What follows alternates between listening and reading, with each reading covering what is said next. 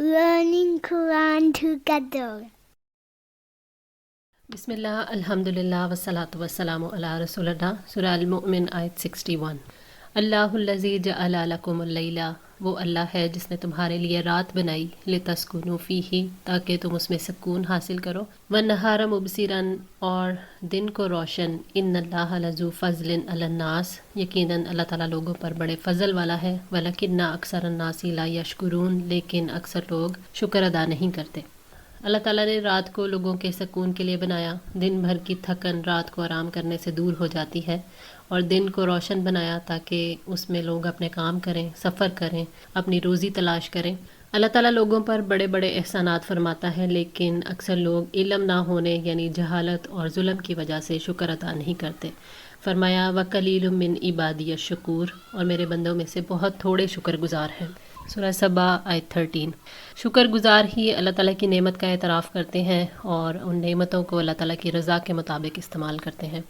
ज़ालिकुमुल्लाहु रब्बुकुम, यही अल्लाह ताला तुम्हारा रब है, खालिकु कुल्ली शैइन, हर चीज़ का पैदा करने वाला, ला इलाहा इल्लाहु, उसके सिवा कोई माबूद नहीं, फ़अन्ना तुफ़कून, फिर तुम कहाँ से बहकाए जाते हो। यही अल्लाह ताला तुम्हारा रब है जिसने तुम्हें दुआ का हुक्म दिया है, जिसने रात और दिन बनाए, जो एक है वही तुम्हारा रब है, उसके सिवा कोई माबूद बरहक नहीं, फिर तुम्हें एक अल्लाह ताला की इबादत से कहाँ बहकाया जा रहा है।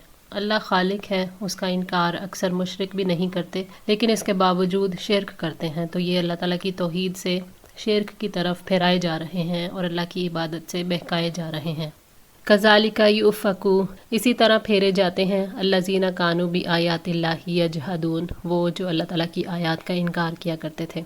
यानी जैसे पहले लोग तौहीद और ईमान से फेरे गए, ऐसे ही वो अल्लाह की आयत से और हक़ से फेरे जा रहे हैं। उनकी आयत इलाही के इनकार और अल्लाह ताला के रसूलों पर उनके जुल्म की सज़ा है कि उनको तौहीद से फेर दिया गया है। अल्लाह ताला ने फरमाया सूरह तौबा 127 में, और जब कोई सूरत उतारी जाती है तो एक दूसरे की तरफ देखते हैं कि क्या तुम्हें कोई एक देख रहा है, फिर वो वापस पलट जाते हैं। अल्लाह ताला ने उनके दिलों को फेर दिया है इसलिए कि यकीनन वो ऐसे लोग हैं जो समझते नहीं। अल्लाहुल्लज़ी, वो अल्लाह ही है, जअला लकुमुल अर्दा करारन, जिसने तुम्हारे लिए ज़मीन को रहने की जगह बनाया, वस्समाअ बिनाअन, और आसमान को छत, वसव्वरकुम, और फिर तुम्हारी सूरतें बनाई, फ़अहसना सुवरकुम, फिर बहुत ही अच्छी तुम्हारी सूरतें बनाई, वरज़क़कुम मिनत तय्यिबाती, और तुम्हें पाकीज़ा चीज़ों में से रिज़्क़ दिया।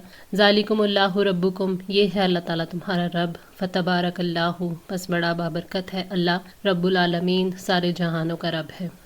अल्लाह ताला ने ज़मीन को करारगाह बनाया, उस पर इंसान इमारतें बनाता है, खेतियाँ बोता है, सफ़र करता है, और उसने आसमान को एक महफूज छत बना दिया जिसकी अलामात से तुम खुश्की और समंदर की तारीकियों में रहनुमाई हासिल करते हो। और अल्लाह ने बहुत अच्छी सूरतें बनाई तुम्हारी, बनी आदम से बढ़कर कोई भी मखलूक खूबसूरत नहीं है, जैसा कि अल्लाह ताला ने फरमाया लक़द ख़लक़नल इंसाना फ़ी अहसनी तक़वीम, बिलाशुबा यकीनन हमने इंसान को बेहतरीन साख्त पर पैदा किया।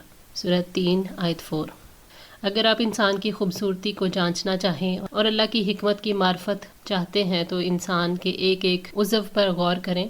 क्या आपको कोई ऐसा हिस्सा नज़र आता है जो जिस काम के लायक है उसके अलावा किसी और जगह मौजूद हो? फिर आप इस चीज़ पर गौर करें कि जो दिलों में एक दूसरे के लिए होता है, क्या ये आपको इंसानों के अलावा दूसरे जानदारों में मिलेगा? और इस बात पर गौर करें कि अल्लाह ताला ने इंसान को अक्ल, ईमान, मोहब्बत और मार्फत अता की, जो बेहतरीन इखलाक में खूबसूरत तरीन सूरत से मुनासिबत रखते हैं। तफसीर सादी, अल्लाह ताला ने खाने पीने, पहनने, ओढ़ने की नफीस चीज़ें अता फरमाई। वही अल्लाह ताला जिसने ये सारी नेमतें रिज़्क़ के तौर पर अता की। जो तुम्हारा खालिक है, मालिक है, वही तुम्हारा रब है, उसके सिवा कोई रब नहीं और ना ही कोई माबूद है। अल्लाह ताला बड़ी बरकत वाला है, वो हर खूबी वाली सिफ़त में सबसे आला और बुलंद बाला है। हुवल हय्यु, वही ज़िंदा है, ला इलाहा इल्लाहु, उसके सिवा कोई माबूद नहीं, फ़दऊहु, चुनाचे तुम उसी को पुकारो, मुखलिसीन लहुद्दीन, दीन को उसके लिए खालिस करने वाले हो। अल्हम्दुलिल्लाहि रब्बिल आलमीन, तमाम तारीफ़ अल्लाह ताला के लिए है जो सारे जहानों का रब है। अल्लाह ताला ज़िंदा है, वो ऐसी हयात का मालिक है जो कामिल है, उसको कभी मौत नहीं आएगी, जबकि इंसान और जिन मर जाते हैं। अल्लाह के सिवा कोई माबूद नहीं, उसी एक की इबादत करो और उसके साथ किसी को इबादत में शरीक ना करो। तमाम तारीफ़ें अल्लाह ताला के लिए हैं जो सारे जहानों का रब है। اللہ کی عبادت میں کوئی دوسرا شریک نہیں ہو سکتا، کیونکہ اللہ تعالیٰ پیدا کرنے والا اور سب کچھ عطا کرنے والا ہے۔ اللہ تعالیٰ ہی بناتا ہے، کوئی اس کے اختیارات میں شریک نہیں، لہٰذا عبادت کا مستحق بھی وہی ہے، کوئی دوسرا اس میں شریک نہیں ہو سکتا۔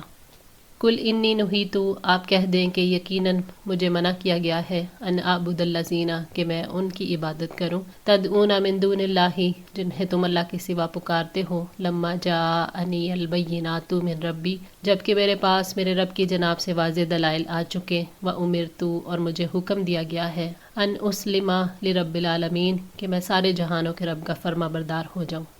اللہ تعالیٰ نے کہا کہ اے نبی صلی اللہ علیہ وآلہ وسلم، آپ کہہ دیں کہ اللہ تعالیٰ نے مجھے غیر اللہ کی عبادت سے روکا ہے اور خالص اپنی عبادت کا حکم دیا ہے۔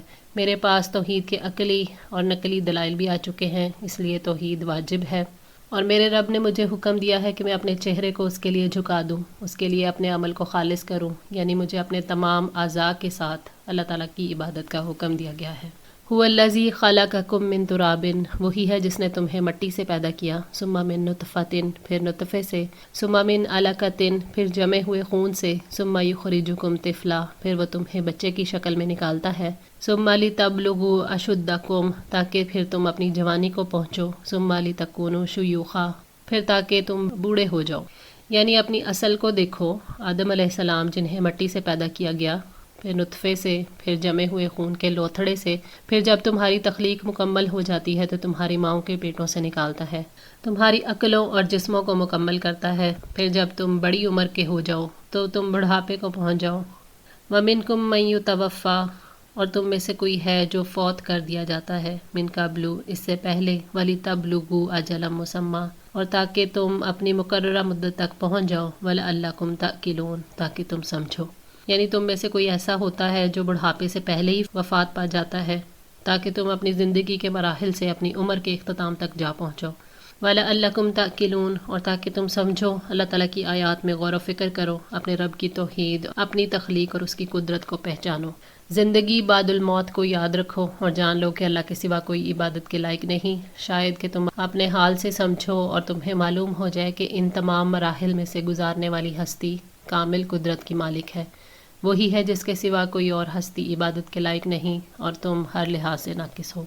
هو الذی یحیی و یمیت، وہی ہے جو زندگی دیتا ہے اور جو موت دیتا ہے، فاذا قضى امرا، پھر جب وہ کسی کام کا فیصلہ کرتا ہے، فانما یقول له، تو بے شک وہ کہتا ہے اسے، کن فیکون، ہو جا، پس وہ ہو جاتا ہے۔ زندگی اور موت اللہ کے ہاتھ میں ہے، نہ کوئی عدم سے وجود میں لا سکتا ہے، نہ ہی اس کے اذن کے بغیر کوئی مر سکتا ہے۔ جب وہ کسی چیز کو وجود میں لانا چاہتا ہے تو فقط ارادہ کرتا ہے اور کہتا ہے ہو جا، تو وہ چیز ہو جاتی ہے، اس کے حکم کی کوئی مخالفت نہیں کر سکتا۔ الم تر الی الذین، کیا آپ نے ان لوگوں کو نہیں دیکھا، یجادلون فی آیات اللہ، جو اللہ کی آیات میں جھگڑے کرتے ہیں، انا یصرفون، کہاں سے وہ پھیرے جاتے ہیں۔ اللہ تعالیٰ نے نبی صلی اللہ علیہ وآلہ وسلم سے سوال کیا ہے کہ کیا آپ نے غور نہیں کیا جو لوگ اللہ کی آیات کے بارے میں جھگڑتے ہیں اور انہیں جھٹلاتے ہیں، کہاں سے وہ حق سے پھیرے جا رہے ہیں، یعنی ان آیات سے کیسے منہ موڑتے ہیں۔ روشن دلائل اور حق کی وضاحتوں کے باوجود کیسے لوگ حق سے باطل کی طرف اور توحید سے شرک کی طرف، ہدایت سے گمراہی کی طرف پھیر دیے جاتے ہیں۔ الذین کذبوا بالکتاب، وہ جنہوں نے جھٹلایا کتاب کو، وبما ارسلنا بہ رسلنا، اور اس چیز کو جس کے ساتھ ہم نے اپنے رسولوں کو بھیجا، فسوف یعلمون، ان قریب وہ جان لیں گے۔ یعنی جو لوگ قرآن کو جھٹلاتے ہیں، اللہ کی عبادت اور احکامات اور اس کی ملاقات کو جھٹلاتے ہیں، جلد ہی انہیں پتہ چل جائے گا، عذاب ان کے سروں پر ہے، جلد ہی انہیں پکڑ لے گا، انہیں اپنے برے انجام کا علم ہو جائے گا۔ اللہ تعالیٰ نے فرمایا وَيْلٌ يَوْمَئِذٍ لِّلْمُكَذِّبِينَ، اس دن جھٹلانے والوں کے لیے بڑی تباہی ہے۔ سورہ المرسلات آیت 15۔ اِذِ الْأَغْلَالُ، جب توق ہوں گے، فی اعناقہم، ان کی گردنوں میں، وَالسَّلَاسِلُ، اور زنجیریں ہوں گی، یُسْحَبُونَ، وہ گھسیٹے جا رہے ہوں گے، یعنی اپنے کفر اور جھٹلانے کا انجام جان لیں گے جب توق ان کی گردن میں ہوں گے اور اس کی وجہ سے وہ حرکت نہیں کر پائیں گے۔ زنجیروں کے ساتھ انہیں اور شیاطین کو جکڑ دیا جائے گا، زنجیر کا ایک سرا توق میں اٹکا ہوا اور دوسرا فرشتوں کے ہاتھ میں ہوگا، اور اس طرح مجرموں اور قیدیوں کی طرح لائے جائیں گے۔ فی الحمیمی، کھولتے ہوئے پانی میں، ثم فی الناری، پھر وہ آگ میں، یسجرون، جھونک دیے جائیں گے۔ محافظ فرشتے انہیں سخت کھولتے ہوئے گرم پانی میں گھسیٹیں گے، اللہ تعالیٰ نے فرمایا حاذہ جہنم التی یکذب بہا المجرمون یطوفون بینہا و بین حمیم آن، یہ وہی جہنم ہے جس کو مجرم جھٹلایا کرتے تھے، وہ اسی جہنم اور کھولتے ہوئے پانی کے درمیان گردش کرتے رہیں گے۔ سورہ الرحمن 43-44۔ کبھی جہنم کی آگ کے خوفناک شعلوں میں گھسیٹے جائیں گے، کھولتا ہوا پانی ان کو پلایا جائے گا اور اس میں انہیں پھرایا جائے گا۔ مجاہد رحمۃ اللہ کا قول ہے کہ اہل جہنم کے ذریعے جہنم کی آگ بھڑکائی جائے گی، یعنی انسان اس کا ایندھن بنیں گے۔ اللہ تعالیٰ ہم سب کو محفوظ رکھیں۔ آج کے لیے اتنا ہی۔ دعا ہے اللہ تعالیٰ ہماری اس کوشش کو قبول فرمائے، ہماری غلطیوں کوتاہیوں کو معاف فرما کر ہماری اصلاح فرمائے۔ جزاکم اللہ خیر۔ والسلام علیکم ورحمۃ اللہ وبرکاتہ۔